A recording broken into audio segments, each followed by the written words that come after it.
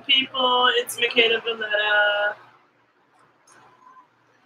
also known as the Renaissance Amazon, live on YouTube. I'm about to go live on Instagram as well at the_Renaissance_Amazon_81. So don't email me, ask me what my Instagram is, because I keep saying it, so pay attention.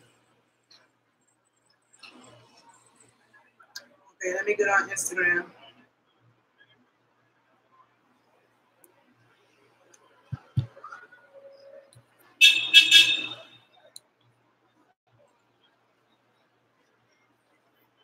Hi, people.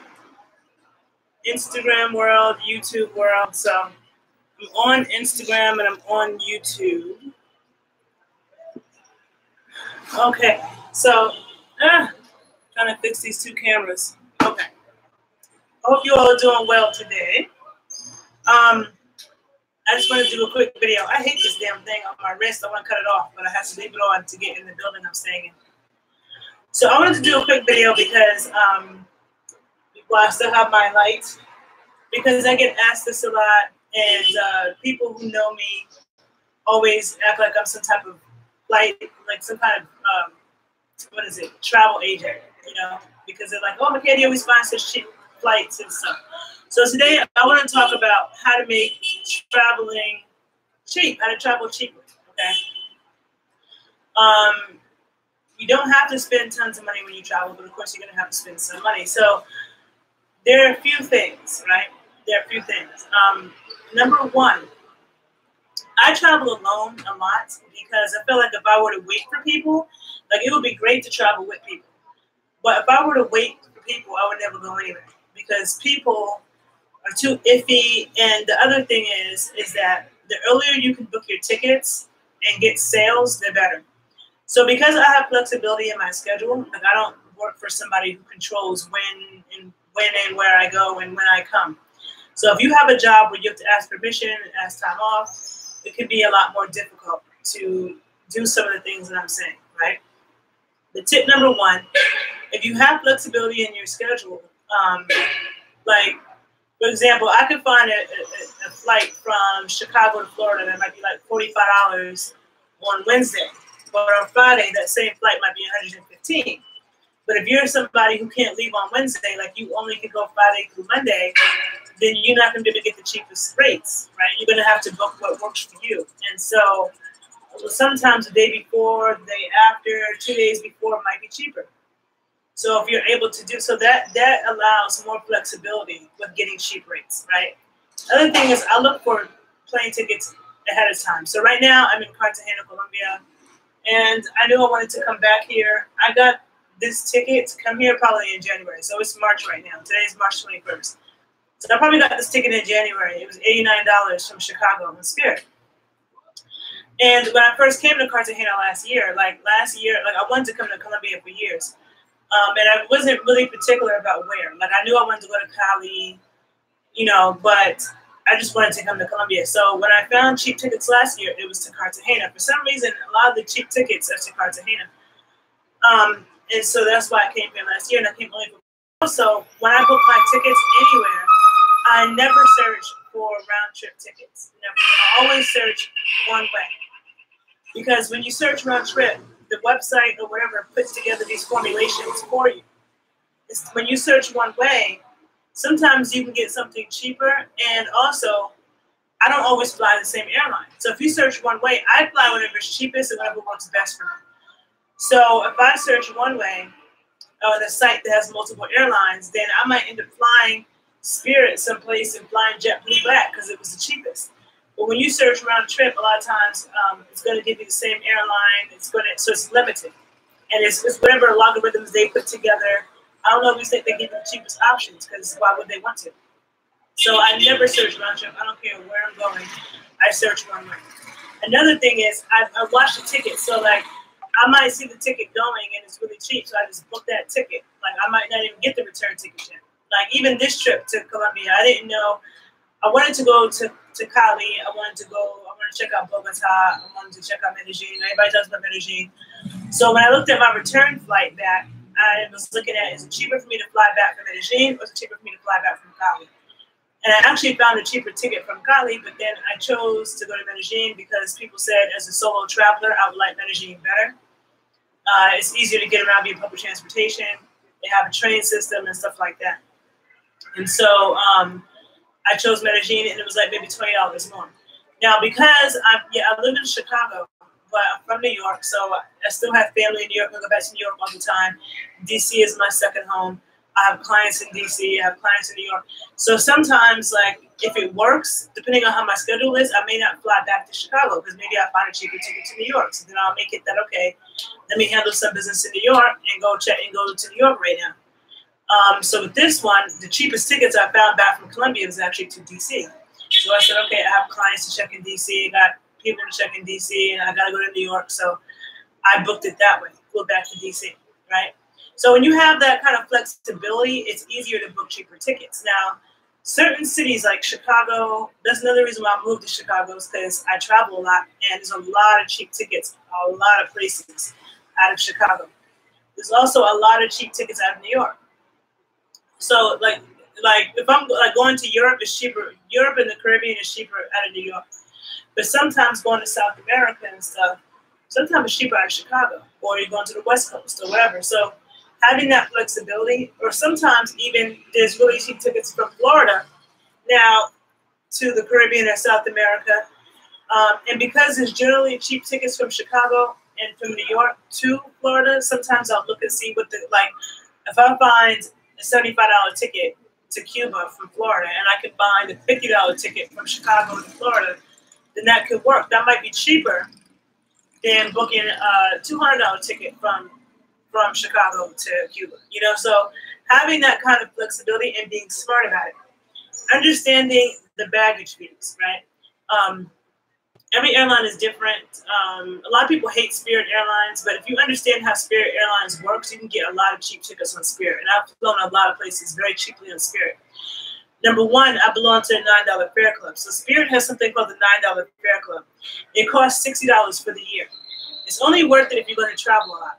And if you're going to travel a lot, it could be very worth it because a lot of times you can get cheaper tickets. So there's I've had a lot of plane tickets from Chicago to New York for $23.50 on Spirit. I've flown to Denver for $23.50 on Spirit. I flew from Chicago to New Orleans for $23.50 on Spirit because I belong to a $9 fare club. If I didn't belong to a $9 fare club, the ticket might have been $45. So it's still pretty cheap, right? And then the thing with Spirit is that they charge you for a carry-on. So I never travel with anything bigger than a carry-on. I don't care where I'm going and how long I'm going there for. I never take big suitcases.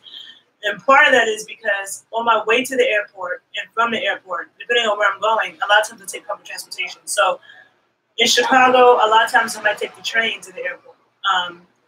In New York, sometimes I do that. Sometimes I'll take the bus. Like I land at LaGuardia, the bus goes right to Harlem. When I go to LA, a lot of times I get on the flyway. LA has flyway shuttles, which is brilliant. Like New York needs to have it. Just to get the fuck away from the airport because LAX is insane. But New York's airports can be insane too. So I just get on that. And so if you have like that weighs you down, like if I had a man with me or if I was a man, it wouldn't be such a big deal. But as a woman, I'm not trying to lug all these big, heavy ass, oversized suitcases. And sometimes you gotta walk upstairs. And I feel like you have to be in shape just to travel for that reason. But that's why I don't take really big bags. Other thing is that when you have a carry-on, like if you're late to the airport, you have more wiggle room when it comes to getting to the airport. If you're checking a bag and you're late to the airport, then you'll be asked out because they're not going to take your bag. If you're late to the airport and you have a carry-on and you check in beforehand, which I highly recommend always, you can just run through security. And even if you're a little bit late and it's too late to check in, even, you can still run through security. So I always travel with a bag that's no bigger than a carry-on. Also, there's an app that I use called Skip Lags. Oh, the other thing about Spirit is that Spirit charges you for the carry-on and the check bag, but they charge you less money to check your bag. So as a part of the $9 fare club, it's $21 to check my bag on Spirit, but $25 to carry it on. If you're not a part of the $9 fare club, it's $31 to check your bag and $35 to carry it on or something like that. So if you're part of if you're going to travel a lot and you're part of the $9 Fare Club, then it's good. Spirit allows you to take one personal item for free, which is like, so if I'm going to New York for a weekend or like, which usually I don't, like if you're going someplace, especially if you're a dude, because dudes have the ability to pack really light somehow, and you can take a little, like a book bag size bag, then you don't have to pay for that with Spirit. So you really could just fly somewhere for $25 a couple of days and come back.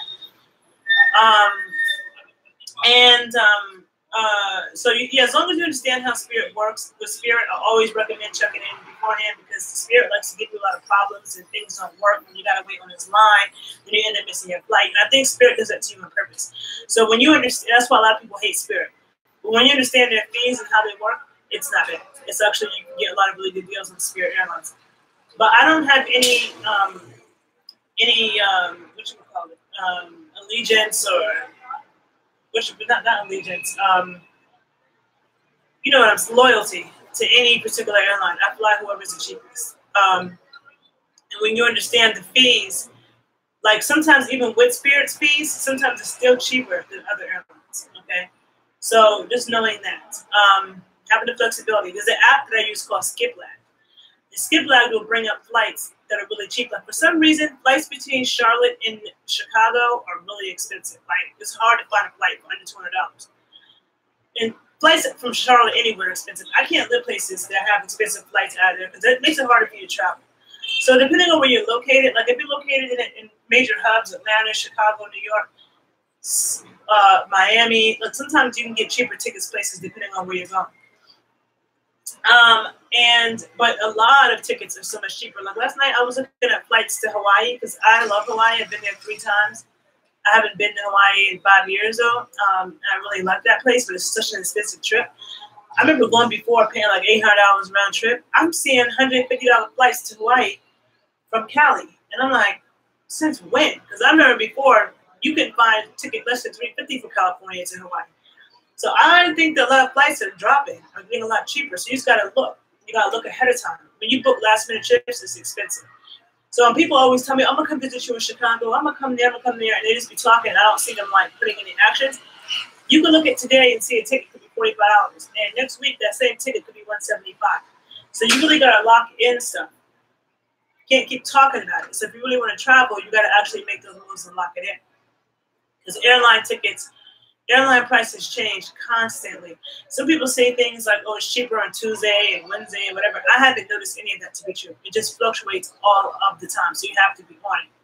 Skiplag is good because, for example, so a flight between Chicago and Charlotte, North Carolina could be $200, but then you go on Skiplag, and Skiplag will tell you, like, there's a flight going from Chicago to Miami, but it transfers in Charlotte. And it's a $95 ticket going to Miami, but it transfers in Charlotte. So what you could do is just book that flight, book that trip to Miami, and just get off the plane in Charlotte and don't get on your connecting flight. Skiplag puts you on to stuff like that. The only thing is when you do that, you definitely cannot check a bag. Because if you check a bag, your bag will end up in the final destination.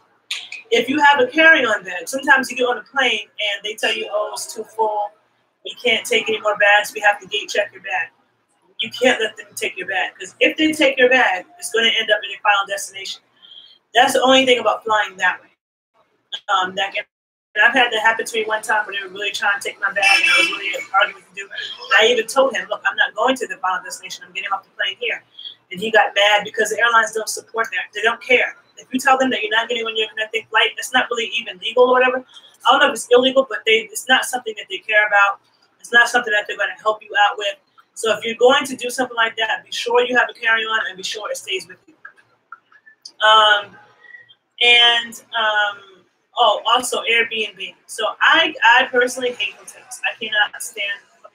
I hate them with a passion. I would way rather be in an Airbnb. And when you travel certain places have really cheap Airbnbs. Also, the thing about Airbnb, it puts you a lot of times you can stay in a neighborhood. So you don't have to stay like in the touristy area where everybody knows you're a tourist and everybody treats you like a tourist. People that travel and stay at resorts, like if you're going to DR and you're going to Puerto Rico and Jamaica and you're just staying in these resorts, to me, you didn't go there. If you come to New York and you go to Times Square and you stay in Times Square and you go to all the touristy spots, you didn't come to New York. That's not what New Yorkers do. Nobody from New York is going to say, let's go hang out in Times Square. That's not authentically New York. That's New York touristy shit. Most people from New York can't even stand Times Square. You know, it's more. I'm going to do a video about New York, about places that you should go if you really want a unique New York experience. But Union Square is more uniquely New York than Times Square. But everybody wants to go to Times Square, stand around, and then they judge New York when it's like you weren't even around New Yorkers. You were around a bunch of tourists. So to me, that you didn't come to the city when you do that. I like to live with the people and experience the city as a local as much as possible. And I like to blend in. That's why I come into Latin America a lot of times, especially to the black towns in Latin America. I can blend in because everybody here looks just like me. In Cartagena, right? Same thing in Cuba, like in Santiago de Cuba and Havana, very black, very black. So, and they're stylish, so they couldn't tell that I wasn't from there. You know, I like to blend in. So yeah, so getting Airbnb, like my Airbnb, I've gotten Airbnbs in Cuba, apartments, $25 a night in Cuba, apartment to myself. When I went to Cuba last year with my mother, my father, and my aunt, we had a 4-bedroom house with 2 bathrooms, this huge balcony, massive, and a really nice part of the city, and it was like $60 a night. So right here, I'm in Medellin. Before I leave, I'll do a video and I'll show you actually where I'm staying in Medellin. But I'm not the kind of person, I don't walk around the cities with my cell phone out. Like a lot, you can look on YouTube and there's tons of people who've done videos about Havana, Santiago, Cartagena, but all these places, and they walk around with their camera phone doing videos. I don't do that because I don't like to attract attention to myself. There's a lot of things I want to take pictures of, but I don't, because I don't want to attract attention to myself. I don't want to look like a tourist, you know. I just want to blend in. And I don't want to get robbed, of course. You know, I'm not trying to increase my chances of getting robbed. So I keep my shit, you know. So you can look at those videos. I'm just going to talk about it. Also, well, I wear a little waist belt. I took it off. I put my passport, I keep my passport in there, and I always make sure it has an inside pocket with a zipper. My passport stays in there because sometimes you need your passport traveling around, but you don't want to lose your passport, you know. And my money, everything important is zipped in that inside pocket on a belt, so nobody can take that. Somebody can snatch my bag if they want, but they won't have my passport, they won't have my money. So the things that matter the most, the key to what I'm saying, is the inside of my waist belt that people cannot just rip off. And then also, I do Airbnb, so like my apartment in Chicago, like there's multiple reasons why I moved to Chicago, but I love New York, but in New York, I could be paying $1,000 a month and have like 3 roommates. That doesn't work. In Chicago, I pay $1,000 a month and I have a nice big apartment, big living room, big dining room, you know, in a really nice part of the city. I love, you know, Chicago's a beautiful city. But then I also can do Airbnb. So while I'm here in Colombia, and then I'm here till next Thursday. Today is Thursday. I'm here till next Thursday. Because Saturday I go to Medellin, then I'll be there till Thursday. Then I go to DC, then I go to New York. And I'll be back in Chicago on April 8th. I have an Airbnb guest at my place until April 7th, and that was like $600 and something that I'm making while I'm away. So it sucks to me to have to pay rent. If you're paying rent and then you're gone for 3 weeks, I hate that. Like when I pay rent, I'm like, I'm gonna keep my ass in my house and get my money's worth. So if I have an Airbnb guest, then that's $600 and something, then it's like, really, I only paid $300 for rent this month. You know what I'm saying? So it makes traveling easier. You know, so Airbnb has been a godsend for that reason. Another thing is Uber and stuff like that. It's really cheap. A lot of Latin American countries, they have like people taxis where you can take them with other people and you save a lot of money. So every time I go someplace, like I'm gonna go dancing tonight, to go back to El Centro, it's like 50 cents for me to take a cab there with other people. If I took a cab by myself, it's about $2. Okay, it's 8,000 mil alone, which is about $2 in American money. Or if I share a taxi with somebody, it's 2,000 mil, which is about 50 cents. Okay, and so I'm not a hostel. I can't travel in hostels. I mean, stay in hostels because I get grossed out by too much, and I'm antisocial. So I don't be wanting to share spaces with people. I don't want to share bathrooms with people. I don't want to see them. No, you know what I'm saying? I also want to come on the balcony, smoke my blunt, do my videos, do what I need to do, walk around naked, you know, so you can find cheap Airbnbs. Even in Chicago, when I first moved to Chicago, I moved there in January 2017. I didn't get my apartment until March of 2017, so I just stayed in Airbnbs in Chicago. And Chicago is a good city for that because in Chicago, there's like probably out of any American city I've been to, there's a lot of really beautiful, top-notch, amazing apartments for really, really cheap on Airbnb. So if you're ever planning a trip to Chicago, you can get whole apartments to yourself, really cheap, nice ones. You can't do that in New York, can't do it in LA, definitely can't do that shit in Miami. So that's another good thing. And even New Orleans is not that cheap on Airbnb compared to Chicago. But Airbnb is a good one because a lot of times it's cheaper than hotels. You can see the reviews. You can see what people say about the area. You can try to blend in and not be like have a big tourist sign written across your forehead, which is what happens when you stay in a hotel. You get like the watered down version of everything. That to me is not authentically traveling. And I've heard people say that, like when they talk about raising their kids or whatever, they say that traveling teaches you more than reading books. And I don't necessarily agree with that because a lot of people travel and they travel on the surface. You know, like if you travel as an outsider in your outsider bubble, staying in a hotel, on a cruise, around a group of people. I can't stand when I see tour buses full of people. Like, I never take that. I went to Haiti that way. Actually, when I went to Haiti with my Haitian dance teacher and a whole bunch of white girls who also were Haitian dancers, like maybe 3 black girls, all these white girls, and my Haitian dance teacher. And of course, when people see you, they automatically think tourists. They want to try to rip you off and ask you for $10, like money grows on trees in America. People treat you different. I don't want to do that. So when I come here, I speak Spanish. You know, I'm not going to do it too much on the camera because then I feel all nervous. But when I have to speak it, I do. And as I move around, I speak Spanish to people. You know, I'm not trying to speak to them in English because, first of all, they don't speak English. So learning some of the language. When I think about going someplace, French is not my thing. I can't even try to speak French. But maybe I could do a little of Italian because Italian is a little similar to Spanish. So, like, just try to understand some basic things first. Having Google Translator is a good thing, but one thing I noticed about Google Translator is that a lot of times it's wrong. So I know enough Spanish to know when stuff is kind of wrong, but it still helps to have that. But I just think that, like, if you don't read, reading is important too.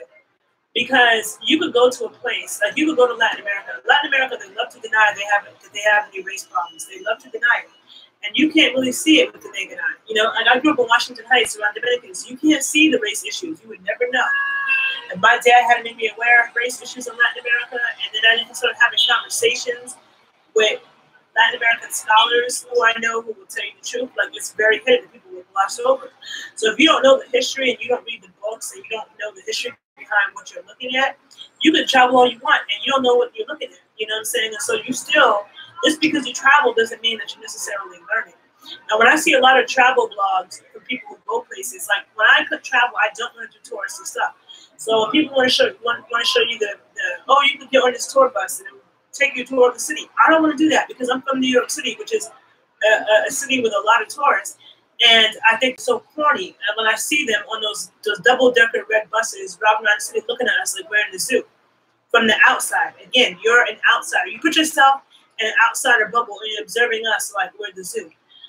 That's not what I do when I travel. I like to be walking down the street with the people, having conversations with the people, interacting with the people completely. I don't want to take a trip to the fucking, like all the times that I went to Costa Rica, I didn't care about, I want to go zip lining in the forest. I could do that in America. Why am I coming to Costa Rica to do shit like that? I'm interested in the culture, the food, the people, you know? And so if you do those kind of things, traveling can be great. But if you're just traveling just to stay on one resort after the next, what the hell is the difference between going to Puerto Rico, Jamaica, Honolulu? What's the difference? And what you got to do is stay in a resort that has all the American stuff that you're used to and all the touristy things, and you're in this sheltered little thing. To me, that's not travel. So those are just some tips. Like if you are somebody, a lot of people don't want to do Airbnb. I've had no problem with it. As somebody who's had people stay with me, I did it when I lived in Jersey City, and I do it now in Chicago, and I've had no problem with it. So a lot of people are nervous about it, but it can help you travel. You know, I know people who never go anywhere. They got a house, they got multiple bedrooms, they never go anywhere because they're attending to this house and they can't afford it. But if they did Airbnb, then they could give them a little extra cash and they could go do something. So these are just some tips for like how to prioritize traveling and how to do it cheaply, not spending tons of money. And I think waiting for your friends sometimes is not the way to go because people can take too long and you'll never go anywhere. So I travel solo all the time. Maybe one day I'll have a travel partner who has the kind of freedom and stuff that I have. But if I waited for everybody who told me, oh yeah, I want to go with you to that place, I would never go. So you can't be scared to travel alone. I don't travel places alone that's dangerous though. Like I would never go to Brazil by myself. I would never go to Jamaica by myself. I wouldn't go to Mexico by myself. But I wouldn't go to Cuba by myself. Costa Rica, Colombia, because they're safe places to go. Okay, so as a solo traveler, especially as a woman, these are important things. And it's good because YouTube is a good source now. There's a lot of people with YouTube blogs who there's a lot of people with YouTube blogs who are talking about the realities of different places, so you can learn a lot that way. So I just wanted to give them some advice on how to travel cheaply because a lot of people ask me how I do it. But I also work for myself, so everywhere I go, I'm also working. So even though I'm in Cartagena, I don't have clients in Cartagena, but I'm working on content. You know, I have my Kundalini strength training class for men. I have my Cosmic A class for women. I'm working on my OnlyFans body scientist page with a lot of health stuff. So while I'm here, I'm working on content. I'm researching. Like I haven't the beach. I'm literally looking at the beach. It's like right there. I can hear the water. I haven't been to the beach once.